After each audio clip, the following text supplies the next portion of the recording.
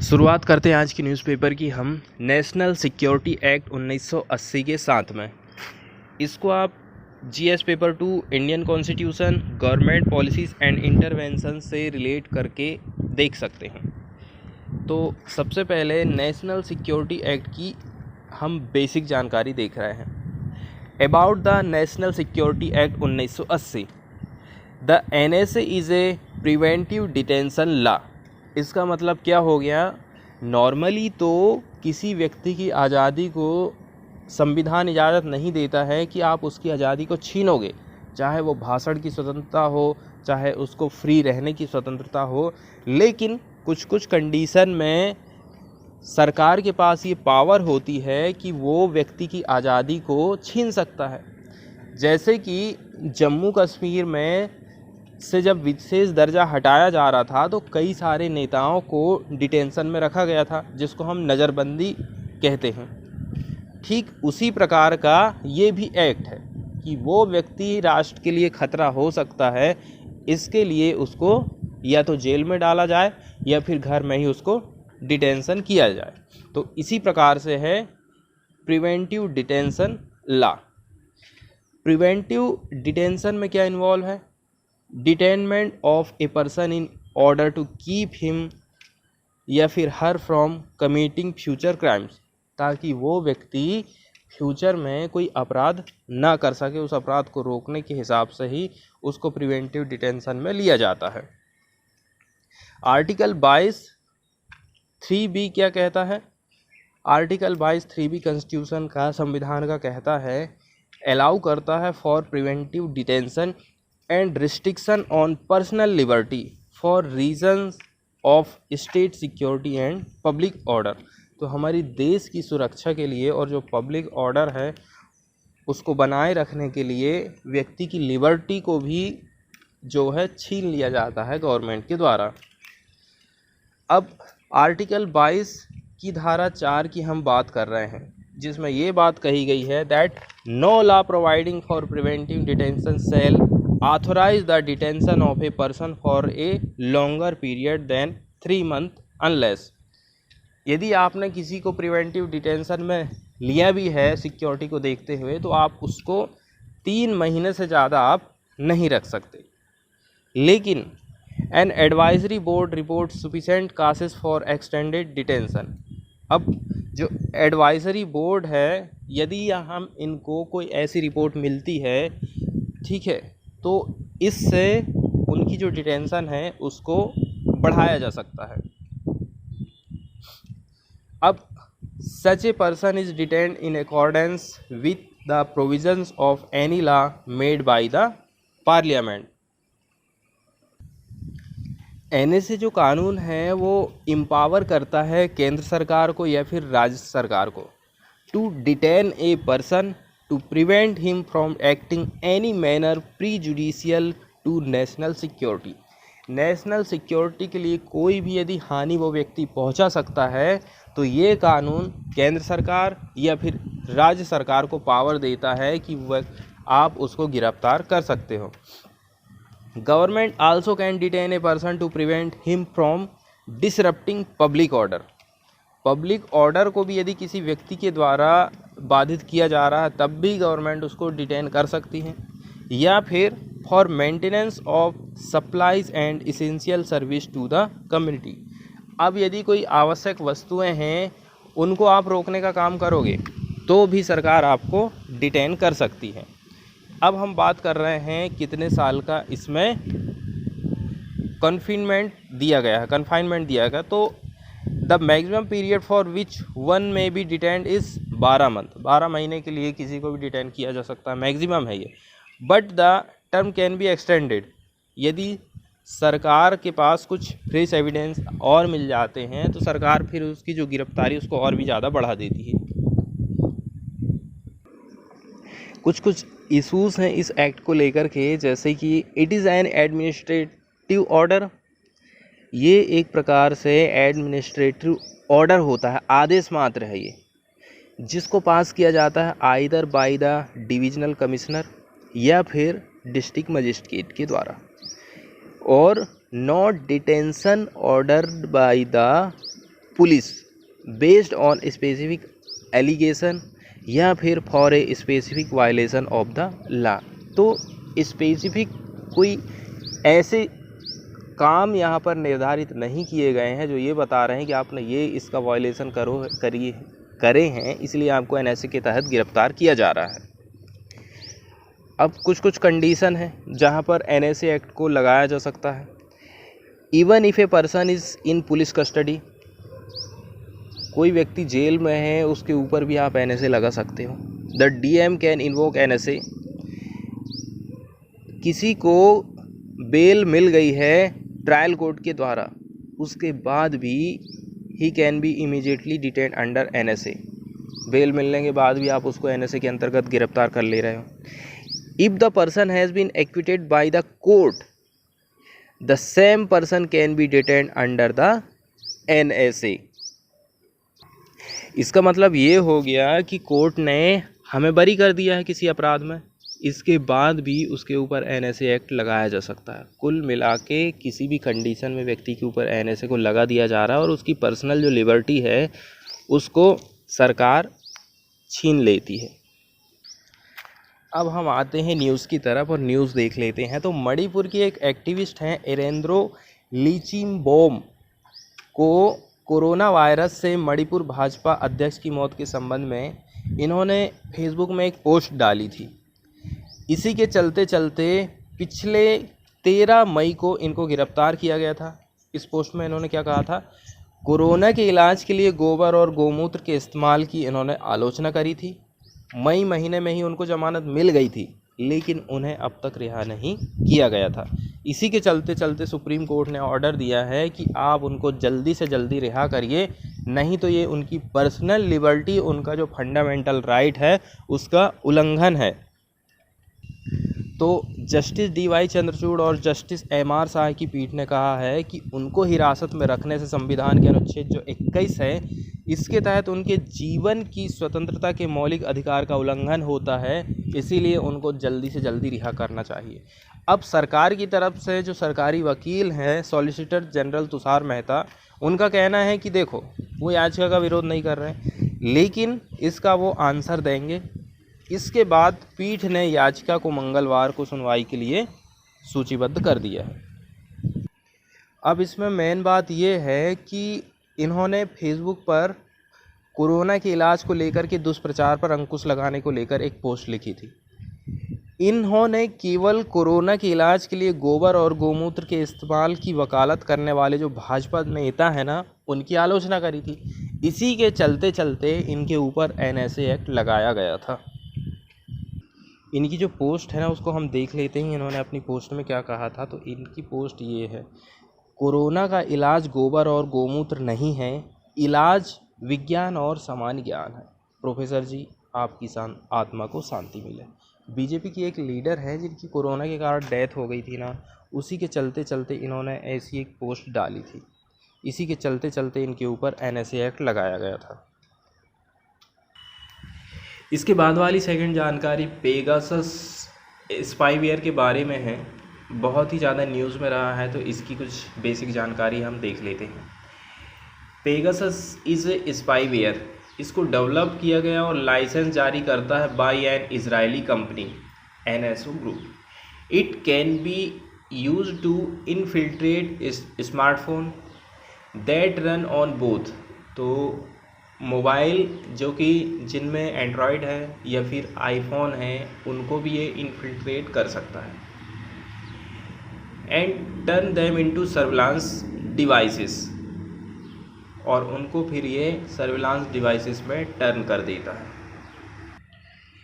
Spyware के बारे में भी हम जानना चाहें तो एक प्रकार सा का स्पाईवेयर सॉफ्टवेयर रहता है, ठीक है, that enables A user to obtain convert information about another's computer activity, जिसके अंतर्गत आप किसी व्यक्ति के स्मार्टफोन की एक्टिविटी को जान सकते हैं। By transmitting data covertly from their hard drive, अब उधर से डाटा को कन्वर्ट किया जाता है और उसी से फिर आपको सामने वाले के मोबाइल की जानकारी प्राप्त होती है। अब पेगासस जो सॉफ्टवेयर है वो अटैक कैसे करता है? जीरो क्लिक अटैक्स, जिसका मतलब ये हो गया कि इसको रिक्वायरमेंट नहीं है any action by the user की किसी भी एक्शन की ज़रूरत की इसको महसूस नहीं होती है, ज़रूरत नहीं पड़ती है। और ये जो सॉफ्टवेयर है can hack a device simply by giving a missed WhatsApp call. आपके मोबाइल में मिस्ड व्हाट्सएप कॉल आएगा और इसी से फिर आपका मोबाइल हैक हो जाएगा, सारी जानकारी फिर सामने वाले के पास में चली जाएगी। It will alter call logs so that the user has no knowledge of what happened। ठीक है, अब कॉल आपके पास इस प्रकार से आ रहा है कि आपको कुछ जानकारी ही नहीं हो पा रही है कि क्या हो गया। Once the spyware enter the device, जैसे ही आपके मोबाइल में ये सॉफ्टवेयर इंटर करेगा, it installs a module to track call logs. इसके बाद एक तो ये मॉड्यूल को इंस्टॉल कर देता है जिससे कॉल लॉग्स को ये ट्रैक करता है, रीड कर सकता है मैसेज को, ईमेल को, calendar, internet history and gather location data to send the information to the attacker. It can also भी इंस्टॉल मैनुअली, इसको मैनुअली भी इंस्टॉल किया जा सकता है ऑन ए डिवाइस या फिर over a wireless transceiver. If it fails to connect with its command and control server for more than 60 days, it itself destructs and remove all traces।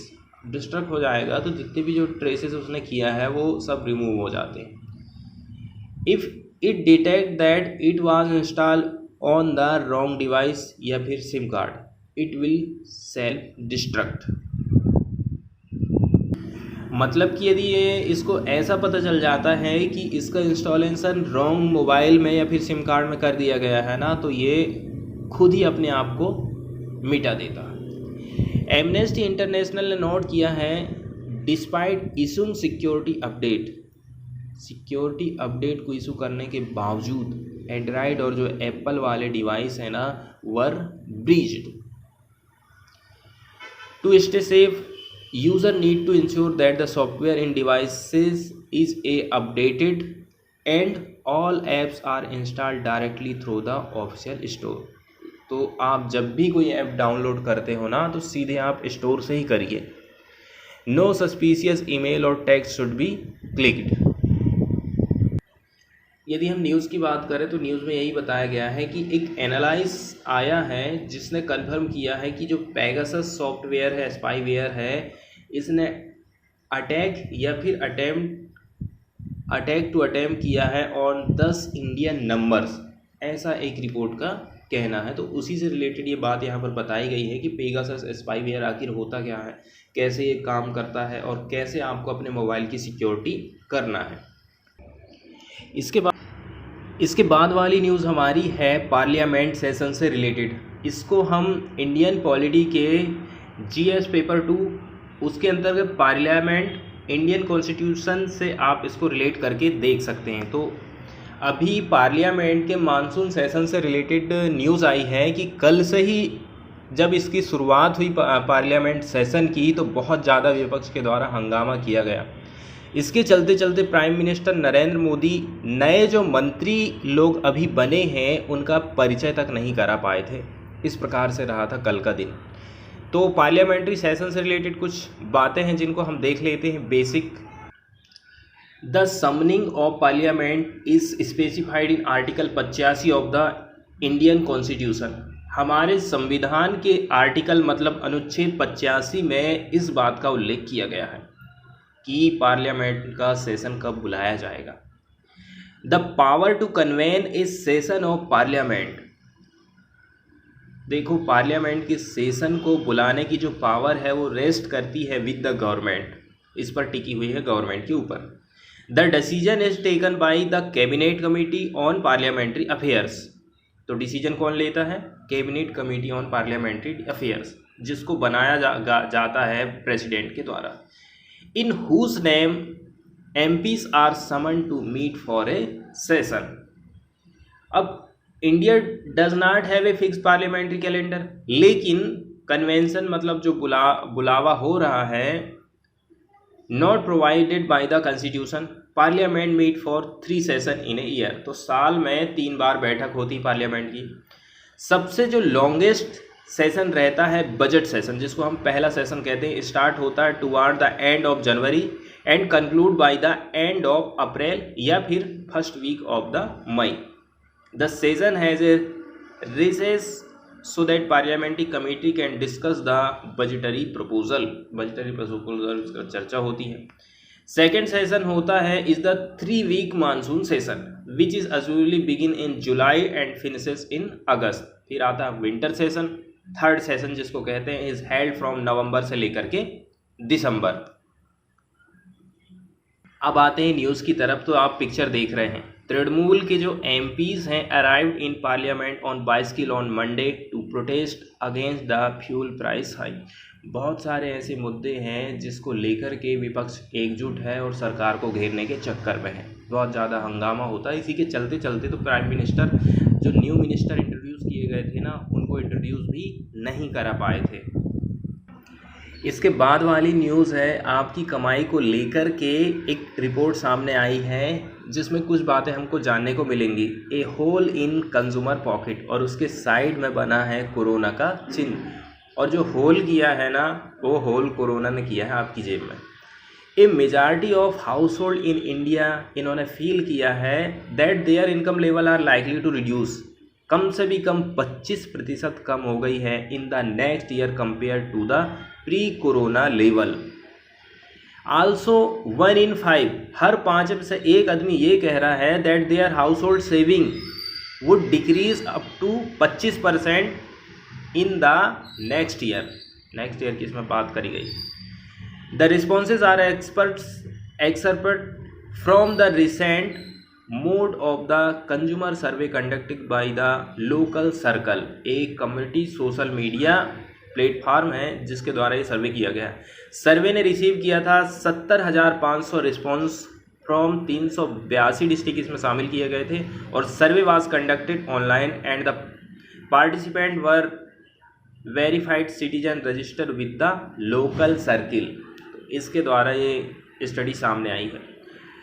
About 86% of the respondent का कहना है कि that they were paying more two by vegetable, सब्जी के लिए जहाँ 10 रुपया 20 रुपया खर्च करना पड़ रहा था, वहाँ 30 रुपये 40 रुपया लोगों को खर्च करना पड़ रहा है। Groceries and essential item since the corona wave start हुई थी।